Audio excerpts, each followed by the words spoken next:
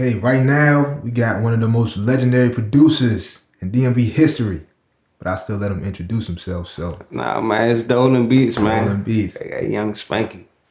Okay, Spanky! Say, no, what's up with y'all, though, young? What's up, man? I can't call it. I'm glad to have you here on DC Artists. Okay, so let's take it all the way back. Where you from? I still say the DMV just because when I was growing up, I moved around a lot from DC and Maryland. So it's like every 2 years I was moving, going to a lot of different schools. So I just always say Maryland and DC. I feel like it was like a half and half, like Okay. on a Palmer. Like I'd have been out Northeast, uptown, even out Lanham, Greenbelt, up in Marlboro, District Heights, a lot of different places, Kentland. A lot of different places up the city and in Maryland, so I claim both. I don't really claim a side, you know what I'm saying? And with all that shit. Okay, so kind of like, what was it like for you growing up?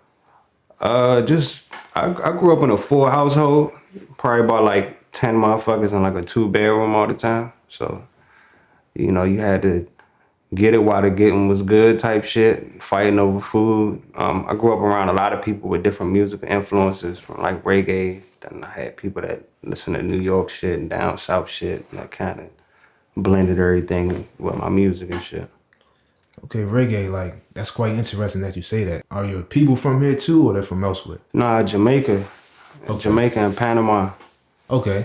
So, you know, I say, man, you already man that say, you know, if you're a bad man thing, that's what I want. So, like, I rep for Jamaica, like, to the fullest, though. That's, like, my main culture. Okay. You said it was 10 people in the house, so were these your siblings, your uncles? Yeah, siblings. I grew up, my sister, it was me, my sister, the guy that called my father, my stepfather, my 2 brothers, my 2 cousins. It was probably like 8 or 9 of us in like a 2-bedroom, like 1-2-bedroom. We sleep on the couches and shit, or we all jump in the bed together. Right. Like back then, like, did you kind of think that you were growing up rough or like less fortunate, or did you just see it as normal? Nah, that shit was fun. I think half of the time you don't really notice that you're struggling until you like 13 or 14 and you want to get shoes and clothes, you know, toys and shit. Like back then, that shit was cheap. So you wouldn't even know, you know, you don't care about the materialistic things when you're growing up. So I didn't know. I didn't know until I got older. And then I went to one of my man house that stayed like somewhere out in Maryland called Bowie or Glendale. Yeah. Man, nigga, house was big as shit, you know? So I used to come back to my house like, damn, ma, we ain't doing something right, you know? Like, hold up, Slip, why the fuck? I want to go to my man house, you know? This nigga got basketball court and all that. Right. So that's like, yeah, I didn't know this until I got older. But that's what molded me into the person I am. So I'd rather grow up the way I grew up than grow up all spoiled and shit. Right. So you said that people in your house were definitely into music, and that's where you got your inspiration from. But did you play any like instruments growing up? Nah, you know what's wild, young? I had a piano class. I failed the shit out that joint, man. And nigga told me he told me I was some shit. I didn't understand that shit, but look at me now, bitch. Right. What the fuck you talking about? Like, I just sold 1 million records going on 2 million, man. So, shit. I taught myself how to do it. I couldn't be taught. So I'm self-taught, though. Nah, that's what's up. Okay, so how'd you really kind of get into, like, making beats, though? Believe it or not, my white ass wanted to be a rapper. My light-skinned ass thought I was going to be a gangster rapper or something. And I couldn't find no beats. So it got to the point where I was like, damn, I can't find the kind of beats that I want. So I started making my own beats, and then people just started liking that shit.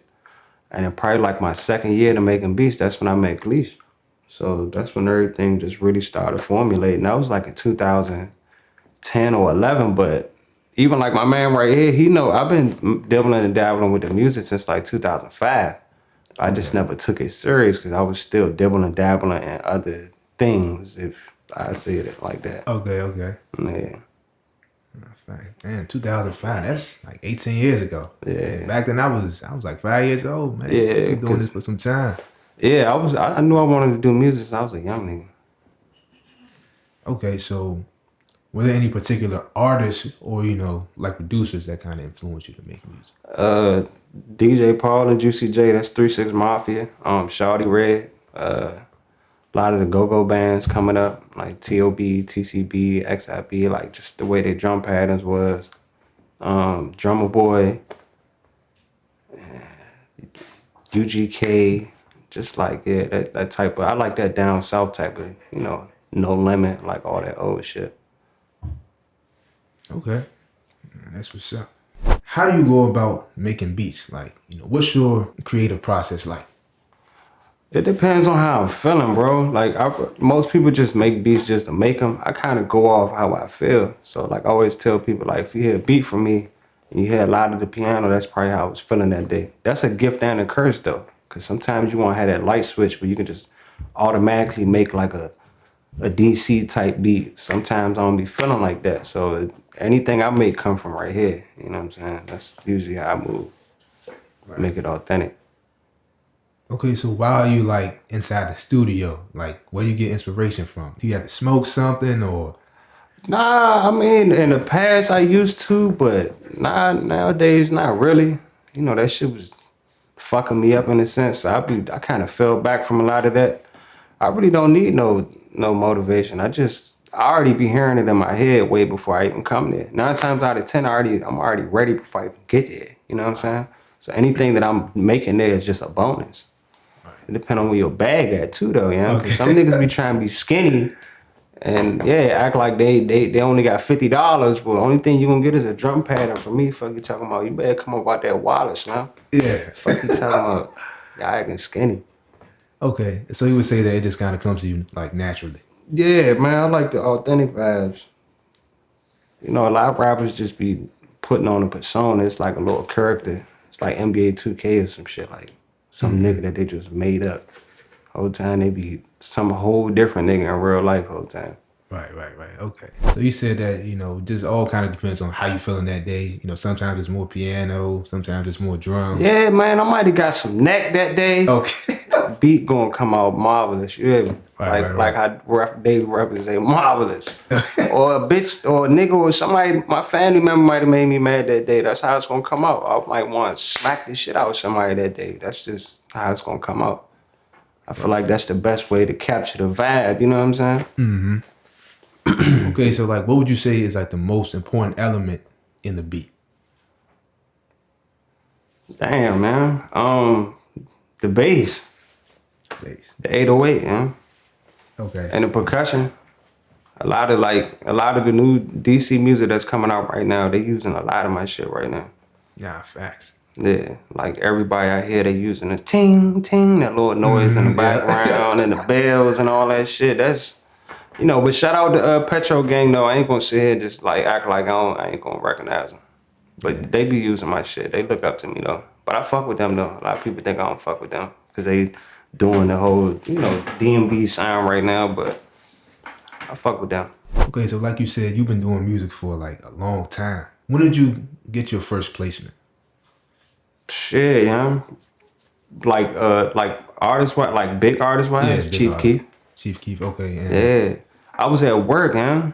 I was working at Bladensburg? Out Bladensburg at Advanced Auto Parts. Somebody pulled up playing some Chief Keef. It was like the Bang 2 mixtape. Mm-hmm. Man, Slim, I heard that joint and I heard my tag, this is a Dolan Beatz production. And I looked at my manager at the time. I was like, nigga, I'm done, nigga. Fuck this joint.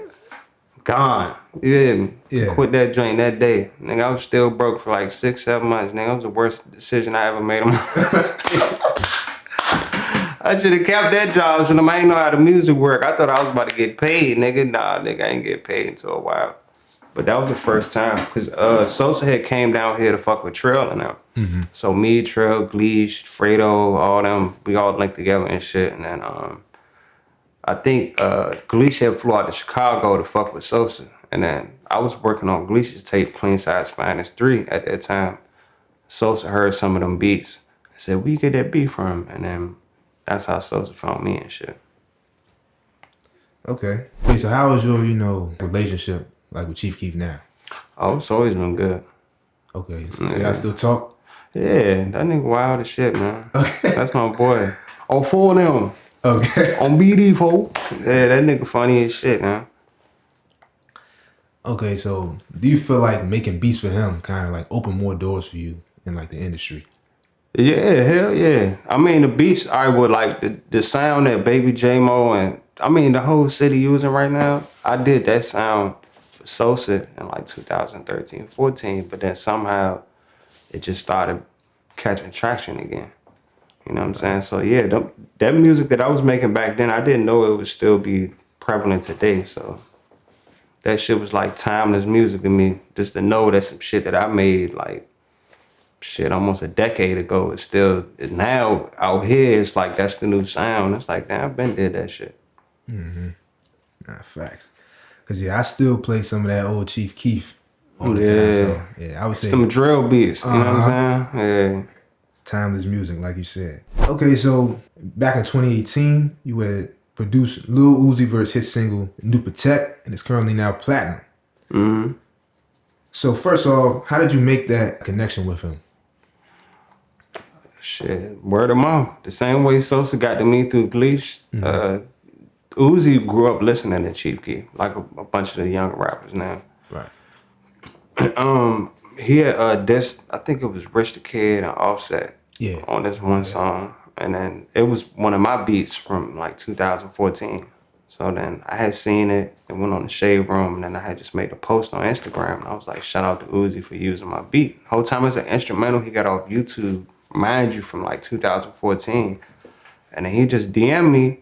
I was like, send me some beats. He gave me his number, and then I just sent him New Paddock. And then, yeah, that joint just went up. He made a video to it like 2 days later. Okay, so like kind of take us through that whole day that you actually made that beat. Made the beat? Yeah. Oh, I made the beat like 6 months prior to that. Prior to that, okay. I didn't even like, that was just one of the joints. Because when I was listening to his music, I was like, damn, I don't know if he gonna want that dark shit. Right. So I was like, I changed the pace. And when I made the New Paddock beat, I was watching an anime, I was listening to anime soundtracks and just replaying them over and over. And I heard that joint, and then I just played my keys over and just did my little, added my extra shit into it, and then that shit just came together. Now that kind of makes sense because I could definitely hear like some anime influence. Yeah, it was from this joint called Death Parade and shit. That shit was in like a Japanese magazine and everything. So when he like made that song, like were y'all two inside the studio together, or you just sent it to him and he just did his own thing? Nah, he had just did his own thing, and then I ended up coming up here to visit, and then I don't know what told me to do. I just jumped in the car and drove out Philly. Okay. Pulled up on that nigga, man. Cause he thought I was playing when he was like, man, you ain't gonna pull up out here. Yeah. The whole time, I'm like, nigga, I'm about to get in this car and pull up that joint, you hear me? Yeah. And I pulled up that joint, he fucked with me. And then we went from Philly to New York. And that's how I started hanging out with him and shit. Okay. So did you think that like it would go platinum at the time? Oh, yeah. Okay. Cause that joint went gold in like 2-3 weeks. Okay. If I'm not mistaken, the joint double platinum, they just gotta get the RIAA certification for it. So that joint double platinum, man. That's what's up. And like, how long do you think it kind of took you to like make that beat? Damn, man. Probably like 30 minutes, man. 30 minutes. No more than 30 minutes. Probably like 15 minutes of it mixing it. Right. Because it was a sample, so everything already came to everything was already playing in my head. I just had to put it down. So that shit came quick. The hardest part was probably the piano. It was like, no, it was like playing fast as shit. But other than that shit was like that. It's like 30 minutes, man. That's what's up though, because like with somebody that said that their piano instructor told them, they was some shit, and they turned around and made that. Oh yeah, beat. man. Man, that's what's up. This bald head ass, man. That's what's up. Okay, so back to the DMV area. You've worked with almost everybody that's somebody here, from Q to Fool, Shabazz, Migo Lee, Cruddy Murder. List goes on and on. So first off, like, how did you meet Shabazz? I see that you two kind of have, like a strong chemistry.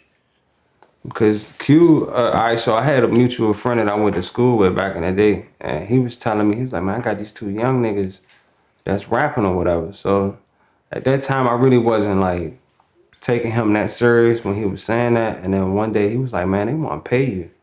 So I was like, all right, bet. So Q the Fool and Shabazz come to my house. I think they was about like 16, 17 at the time. And they bought some beats. you know, Q pulled the bread out, and then I gave him the beats and shit.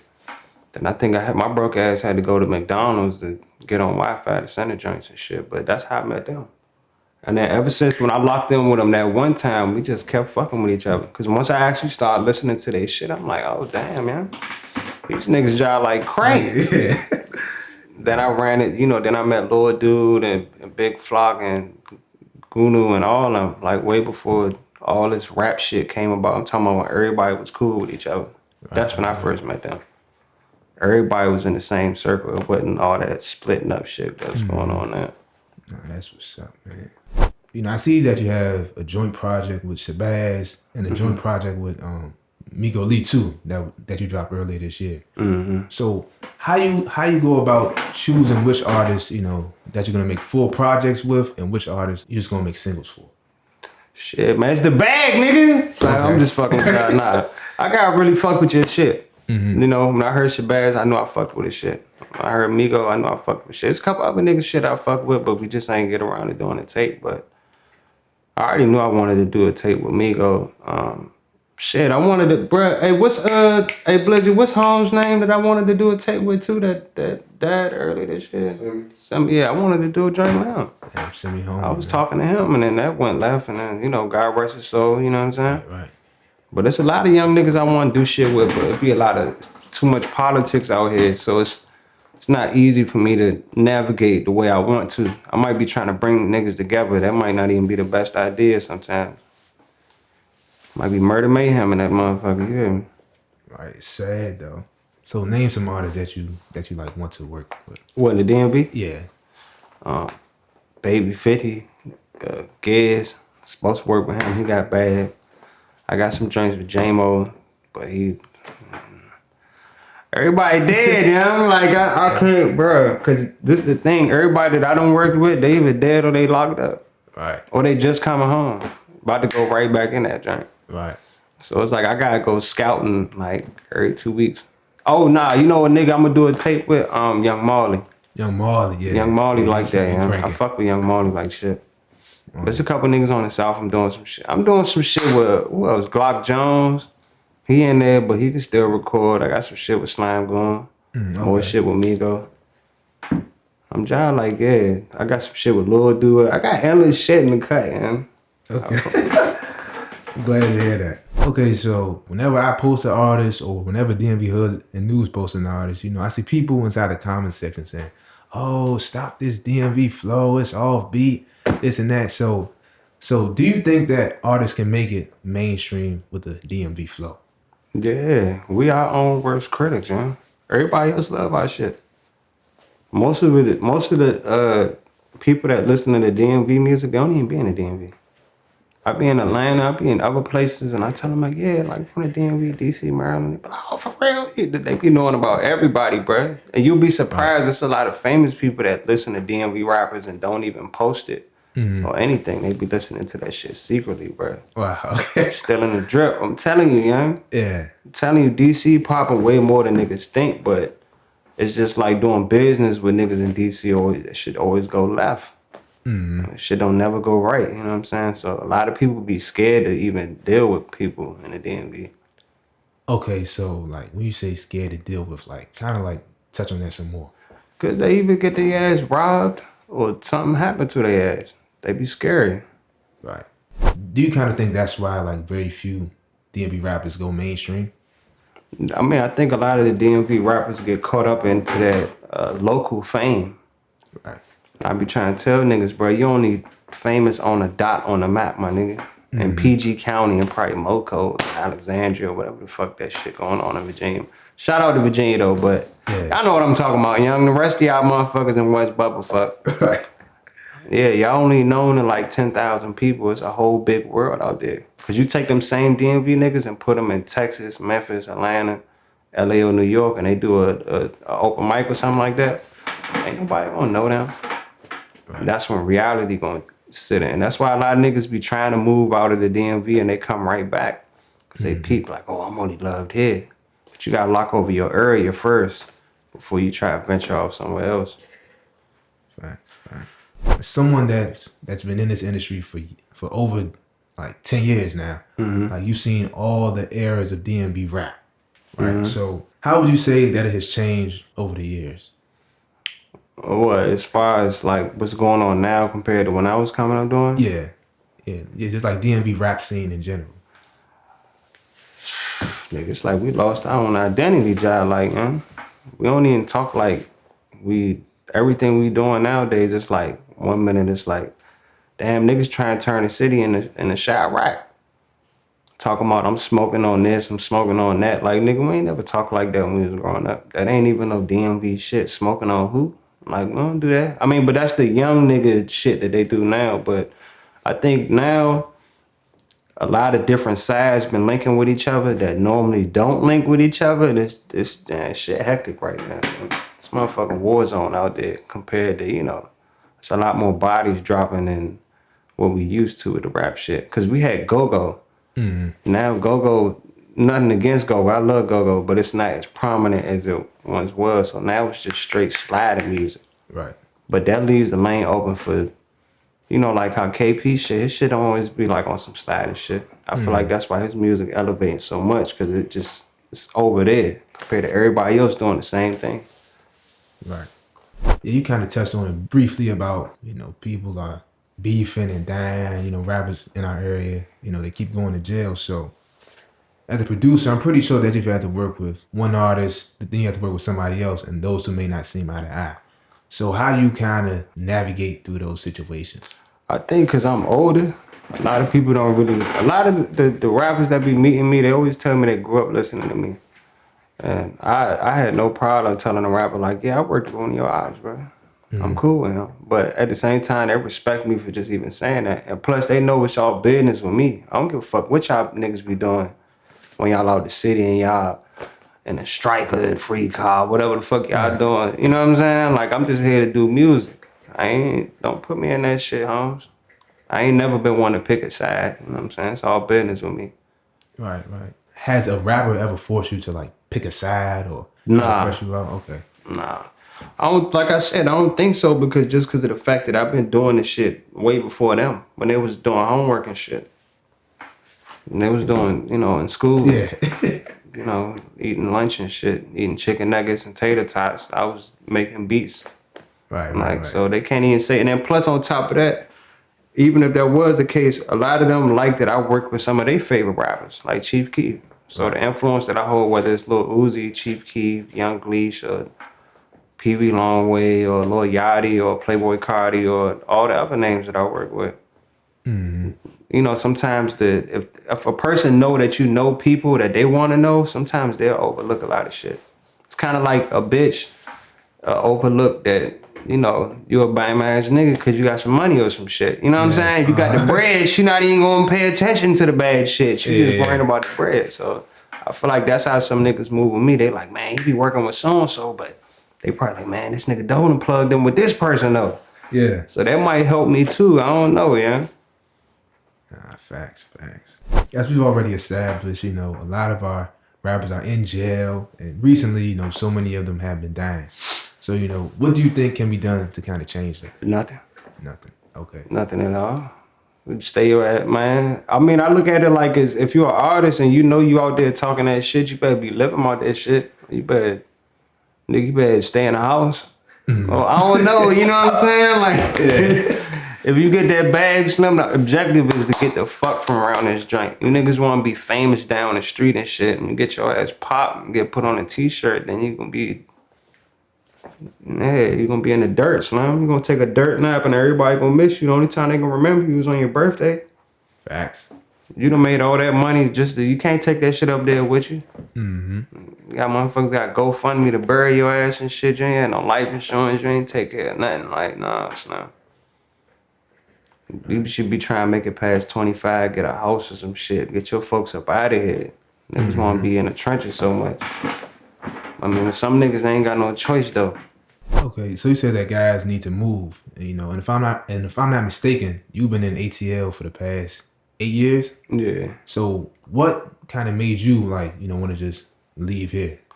Cause young, it wasn't my plan to leave to come to Atlanta, young. I had like the worst luck in the world. Like I had lost my job Then my mother had moved back to Jamaica, so I ain't really had nothing, no plan on what I was gonna do. I could have stayed with my sister or probably stayed at one of my people's house. I was like, man, I'm going to Atlanta. I just jumped in the car and drove my little Crown Vic, my little bucket down to Atlanta. I was sleeping in that joint for like 2-3 weeks. Stacked my bread up, started staying with one of my folks that was down there. My man and shit. My man Eastside the G, shout out to him. I was staying with him, renting a room out. And that's how I came up in Atlanta. And plus I had already knew niggas in Atlanta. I knew Pee Wee Longway and this dude named OG Mako, and I knew Lil Yachty. And then I had just started getting cool with Playboy Cardi, and through them I met 21 Savage. This was before he was 21 Savage, just like the young 21 Savage when I met him. So it reminded me of the DMV all over again, meeting all the young upcoming artists and shit. That's what's up. Yeah, I would say that you definitely have to take risks, you know, like to yeah, prosper. Man. I was in that car smelling like shit every day, you hear me? No shower. A boofing, you hear me? I was boofing like shit. Nah, but it all paid off. Oh yeah, hell yeah, them stinky days paid off, nigga. I used to be hungry as a motherfucker, boy. Okay, so what is your life like outside of music? Man, I be trying to figure it out now, Holmes. Right. Like, probably like the past 2-3 years, I just started figuring out what I actually like to do.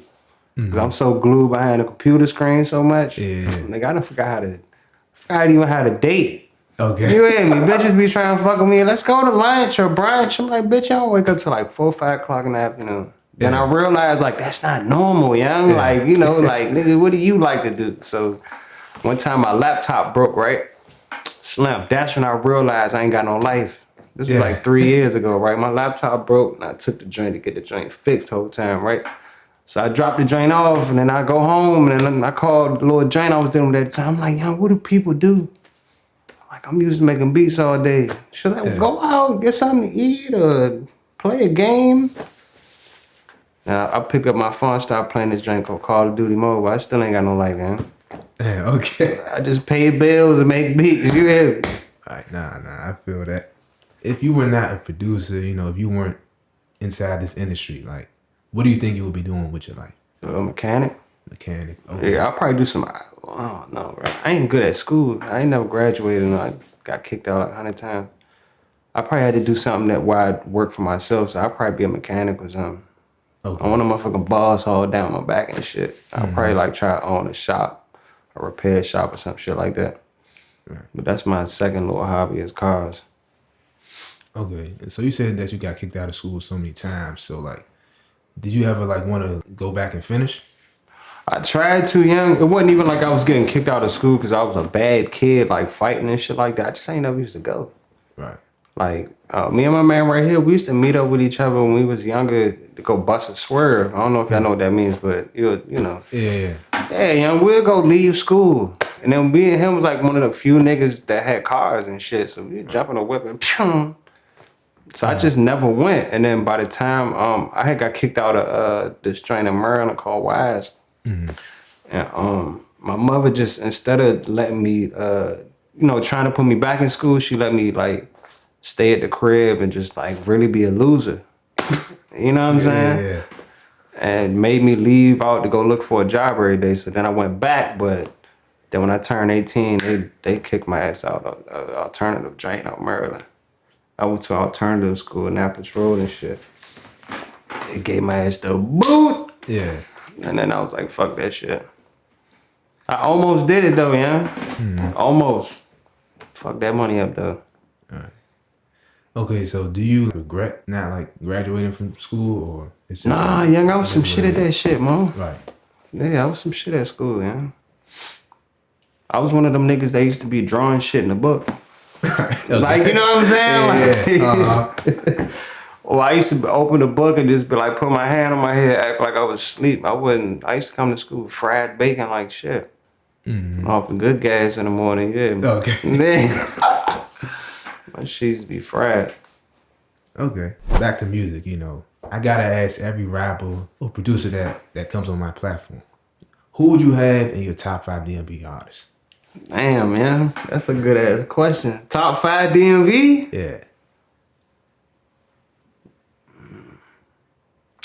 Damn, man, y'all niggas ain't gonna help me, huh? Hold up. Top 5, all right, for one, Gleesh. I'll put that number 1. Beautiful. Damn, man. No Savage. I'm trying to pick somebody from every side. Migo Lee. Well, nah, it's all in all. Damn, young, because I'm going Lil Dude. Lil Dude. Yeah. Okay, so Gleesh, Beautiful, No Savage, Migo Lee, and Lil Dude. Yeah, those my 5. That's solid. That's a solid. Them my 5. I mean, there's more though, young. I wish you had like a top 10. Snap, nigga, like a top 20, yeah. But Migo Lee be cranking like shit though. Nah, facts. Yeah, Glock Jones. There's a bunch of them niggas out there cranking. A lot of niggas out the dice cranking too, yeah. Mm-hmm. Oh, Cruddy. Damn, see Cruddy? I wanted to say Cruddy too, yeah. Damn! Damn! Yeah, my man, free my man Cruddy, man. My man Sneaky. Man, free all the man. Free J-Mo, free Migo, free all of them, man.